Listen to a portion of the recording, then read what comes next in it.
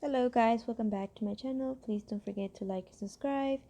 And I've been using this item that I bought on Walmart for $25, which is a very good price. It's the coconut oil hair mask. It smells really good.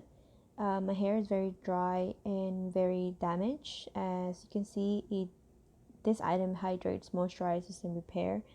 I've been using it almost for a month, and I've seen a lot of results on it. I leave it on for only 5 minutes and rinse it off, and it makes your hair really soft. And after I do the rinse off, I do use this item called the Marrakesh Ends Argan Help Oil Therapy, that I use it on the ends too, so it can help out my hair, so it can get more better results. And I'll be putting down below the link for you guys to check it out. I do recommend it for you guys for hair that is damaged and it has bleach hair.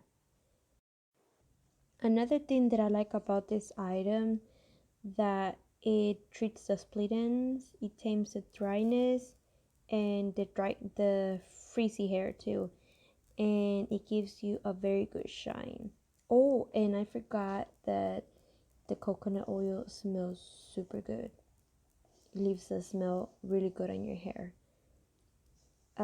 I'll see you guys on my next video. Ta-ta!